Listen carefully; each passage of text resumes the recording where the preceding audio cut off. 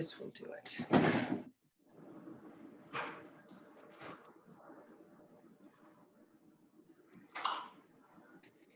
Done. Save Dana. You run marathons or half marathons? Both. Do you? Yeah. And one buddy. Yes. Okay. Run marathons. Good morning. Good morning. Wendy's joining us in a minute, but we'll say good morning from our end. Of course, we're having a few technical challenges, so we are maybe a little bit late. Sorry about that. My age. And you're glad you have two computers. So as soon as Wendy's done, Wendy's at work, so we'll bring her in when she's ready. We're ready. We're live, Wendy. Okay, I'm ready. Good morning, Wendy. Good morning. Good morning. This is Wendi Wheeler. Wendy and I have a super long history, although we don't really know each other all that well. Yeah. All the way back to high school. We've known each other since we were teenagers, technically. It's crazy, crazy, crazy. Wendy and I were at Trollwood at the same time. Wendy was in the pit and I was on stage. And so we just have this 30-year history almost, Wendy, which I find staggering. Did you see Fiddler on the Roof? I think it's on Netflix now, and I haven't watched it yet because I feel like it will be like a lot for me. Yeah, we watched the PBS kind of history around and making of Fiddler, which was spectacular, really well done. Oh, nice. Yeah, I didn't see that production at Trollwood because I didn't live here yet, but I know of it. Many of my best friends, that's kind of their start at the Trollwood years. So, Yep. Wendy, we're so happy that you are joining us today to talk about your journey. So you and Maz just met, but you have this shared connection, as so many people do, and as really almost all of our guests do, of also being an addict enjoying sobriety. Right. So congratulations on that. Thank you. How many years have you been sober, Wendy? 13, and it will, 13. Wow. Fantastic. Congratulations. Thank you. Yeah.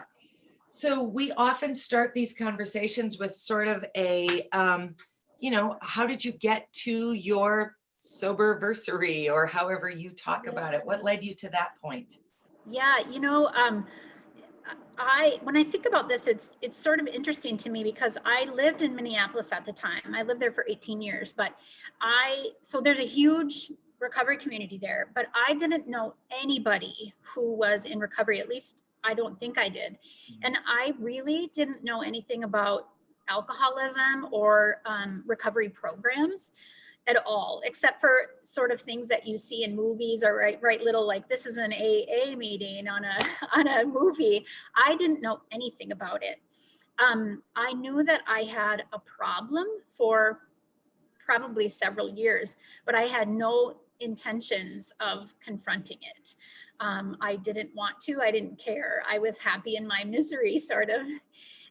So when I decided to get sober, all I did was look up AA in the phone book, if you can believe that. And then that just led me to where I needed to go. But from the time when I knew that I needed help to the time that I actually got help, it was a little bit more than a year of time. Wow. Yeah. That must have been hard. It was awful. The last year was miserable. And, I wasn't an everyday drinker. I didn't have to have a drink when I got out of bed in the morning. That's all that I thought about really every day around 4 o'clock. I was like, when are we going to happy hour? And that's all I ever thought about really. And I in my last year of alcoholism, or of drinking, of using, I had a bar, right? And I was like, well, as long as I don't do this thing, then I'm okay. And then I would do that thing and I would lower the bar. And then I would say, okay, well, as long as I don't do this thing, then I'm okay. And I just kept lowering and lowering and lowering the bar. And finally I was just so miserable. I was, crying myself to sleep every night almost, just thinking what a horrible, horrible life I had. And finally I had enough. It's interesting to hear you say that, Wendy, because I often, because I don't have an addiction problem personally, I often hear Maz or one of our guests talk about something, And I will realize how many times in my own life I have displayed or exhibited the exact same behavior. So we laugh about this a lot because it seems silly, but special Kbars, if there was going to be something I was addicted to, it would absolutely be special Kbars. I feel you. I mean, I will eat them till my teeth hurt, and Yeah. I literally make myself sick. I could eat special Kbars till I threw up. But I can think about like getting up in the morning and thinking, well, I'll just have this little square, Right. and then no more. Well, I'll just, and I'll go, and then I'll be like, well, I'll just finish Yeah. off the row. Right. And my bar will go lower and lower and lower. And again, I don't want to equate special K-bar eating with addiction, although I do think sugar has some of the same very damaging tendencies Yeah. as alcohol or drugs. But it's really remarkable. The thing that I have learned in all of these conversations we have had is that alcoholism is just the thing that as a culture, Right. we've chosen to put a lot of shame around. Yeah. And so we've made it its own thing. It's sort of like you go to a hospital or a clinic for almost all procedures except an abortion. You go to a specific place where you will get shamed. You have addiction challenges around all kinds of things, except for drinking. We send you to a place where you must be shamed. Right. And it's such a shame because people would seek help faster, I think, and do better if we didn't single it out as the thing that you're bad about, when the Right. rest of us have our own stuff. It's really Exactly. amazing. And the fact is that some people can exist in the world with using alcohol for pleasure or whatever, right? And it works for them and it's not an issue. Yeah. So some people can exist that way, and that's why the rest of us who can't are sort of like, well, I guess I'm different, or I'm weird, or I'm Exactly. Or or bad. something's wrong with me, Yeah. right? Yeah. Yeah, exactly. I think a lot of people still equate it with the unfortunate, still suffering alcoholic that you see hanging around the front of a train station or something. I mean, that is someone who could not manage to get help. Right. But I think a lot of people would equate that with a drunk or an alcoholic, and there's a huge difference between those two things. Right. When your coworker across the hall might have the same issues, or the soccer mom who you hang out with once a week, like they'll have those same issues, and you don't know because we hide those things. I think to the outside world, addicts are pretty good at hiding, and to those of us who live with them, you're pretty bad at hiding it. Right. But that doesn't make it easier to solve. It just means that we are more aware of it. Right. Which is also an interesting challenge. So, okay. So you reached this point where you got help, and 13 years is not an insignificant amount of time. I mean, incredibly that's impressive. like almost a third of our lives, Wendi. So that's really impressive when you consider that you probably weren't drinking at 6 and 7. So you've been sober through much more of your life than not. Right, exactly. Yeah. So what do you find to be the hardest part of sobriety today? Are there pieces that you still are aware of or struggle with? Yeah, you know what I think the biggest thing, and this is in the big book of Alcoholics Anonymous, is that we have this desire to be like every other person, right? To be able to use alcohol normally, like everyone else, or like what we think is everyone else. And so, there will be days when like it's really sunny and I think, oh, it'd be nice to have a drink, or sometimes when it's really cold and I think it'd be nice to be able to go out with my friends and hang out at a bar or whatever. So that desire to be a normal person, or whatever I think of as normal, I think is the thing that I struggle with the most. And the fact is, I think one of the things that keeps me sober is not wanting to go back to day one. I don't want to ever say, I have 24 hours and that's all I have right now. Oh, And my it's God, sort yeah. of weird, but I want to always be going forward. And that's what sort of kept me going. And so if I ever have a desire for a drink, which is pretty rare, I just think, you know what, I don't want to go. I don't want to go back to day one. And in fact, I kept my 1-year medallion until last week. And then I gave it to a friend who just celebrated 1 year of sobriety. And I said, I don't want you ever to give this back to me. So, Yeah. Boy, that's a really fabulous self-accountability. yeah, I I do mean, think there's something really beautiful about the tangibility of those chips yeah, that the rest of us don't have. I've said this a lot, but there is now that I know so much more about the community of AA, I have so much more sort of piqued envy about it, which sounds so odd. But no, I'm so envious of the fact that you just have a place you get to go almost at any point in every day of the year and say, hey, I'm a mess and I need help. Even if you're not an active mess, whatever. I mean, we're all a mess. yeah. And I don't have a That's, place to go and say that. yeah, that's one of the things I love about recovery and about the rooms that, that we go to is that you can bring sort of any amount of craziness there and everyone's like, oh yeah, I get it. Like they just nod their heads and they get it. And there is a great deal of comfort in that. And, being part of that club, like a lot of us, you've heard a lot of people's stories and a lot of people say, I felt like I didn't belong anywhere, before they got sober. And then suddenly you come to this community where complete strangers whose last names you will never know, whose occupations you will never know, just welcome you, and if you need something, they're there for you. And it's really amazing. I've had a couple of experiences like that. When I first got sober, I was 6 months sober and I started going back to conferences from work and Dana came with me. You were only 4 months sober. That was a June It conference. was. Yeah. So we went to Honolulu and I still had the think of your plans B, C, D, E, and F. So I Googled AA meetings in Honolulu thinking I'm bound to find one. I'm not kidding you. There must have been about 80 of them listed in Honolulu. Yeah. I could have walked down any street and found myself an AA meeting if I wanted one. Yeah. And that to me is just brilliant. That's in a small island state in the middle of the Pacific Ocean. There's just as many AA meetings as you can count that you can go to if you want. Yeah, when I was in college, I was in Guatemala and I kept seeing the Recovery Unity Service symbol everywhere I went.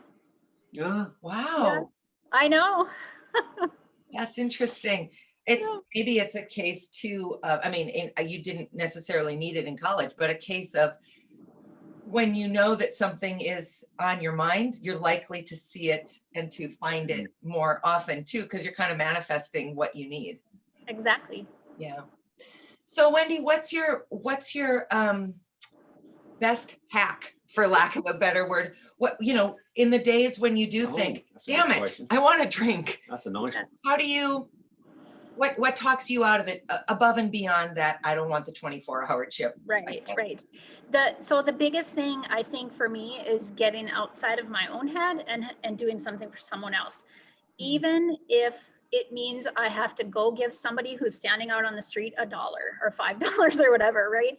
Like just being helpful to other people or of service to other people is the thing that helps me. Otherwise, I spin around and around and around, and it's very dangerous for us to do that. But my hack sort of, when I read this question, this is what I thought of.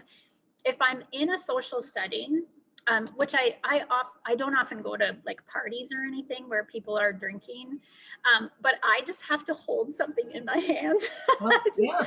I just have to hold a glass of water or even empty. I got sober in August and then I went to a Labor Day weekend party, big barbecue thing.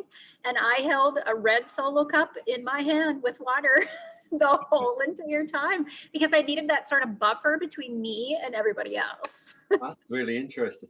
Yeah.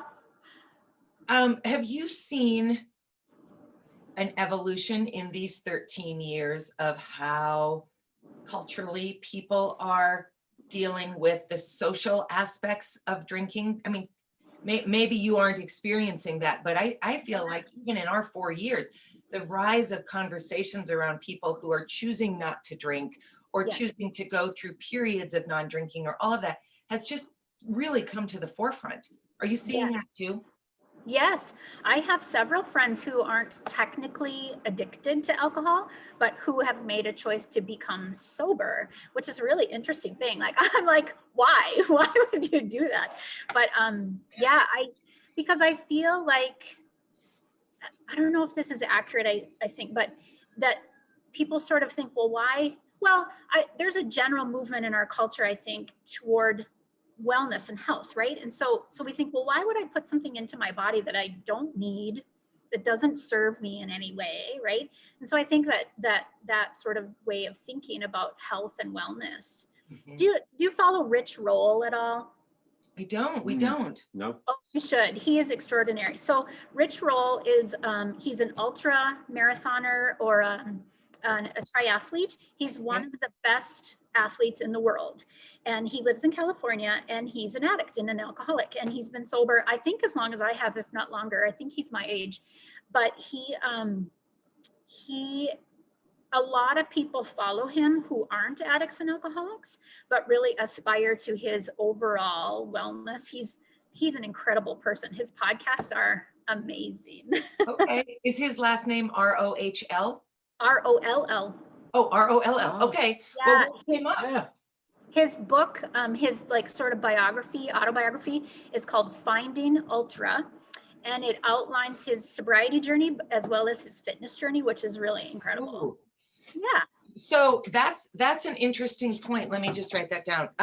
Because you are also a runner. Is that a sober thing, or have you always been that? It's a transfer of addiction. Okay. Oh, interesting. So I started running after I got sober, probably not very long after. So, well, yeah, because I got sober when I was 36, I think, and I ran my first marathon when I was 40.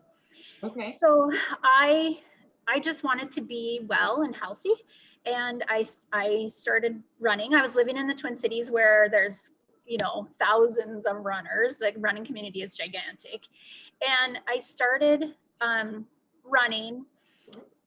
I would drive a mile down to this lake that was near my house, and I would run around the lake. It was like 2.8 miles or something, and then I would drive myself home.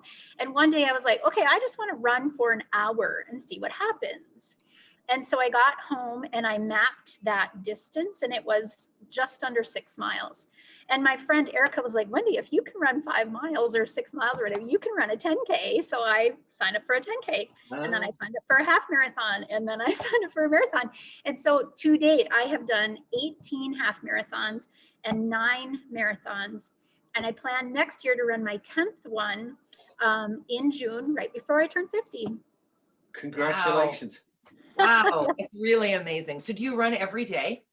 I probably 4 or 5 days a week. Right now, I'm sort of nursing an injury, so I'm not running at all. Okay. But yeah, I do. And I don't think I am addicted to it. I joke about that, but it's a form of meditation for me. It's an affirmation of my strength and my will. And so it's all kinds of good things. And it's a part of a community too. You can connect to people who have the same level of craziness as you do around running.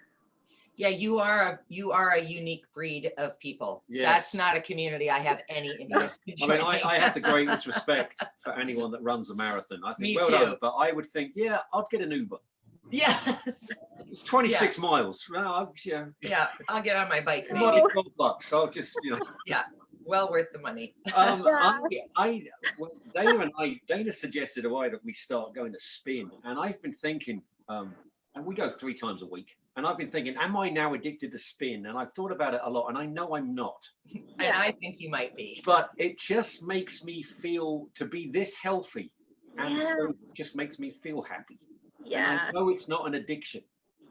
It actually just helps me feel right. Right. So Yeah. let me ask the two of you this, would it be bad if it were an addiction? To me, it only would be if it starts to replace other things in your life, right? So if your husband said, I can't spend time with you because I have to go to spin class, or I can't go to work because I have to go to spin class, then it starts to become an issue. Yes. Of course, that makes perfect sense. See, Yeah. And I know that will never happen. I Right. go once a day, 3 days a week, and I'm good. Right. Right. I'm a social spinner. There you go. I know, I could stop anytime. Right. Yeah. And my legs will tell me I need to stop. So I think Yeah. I'm good.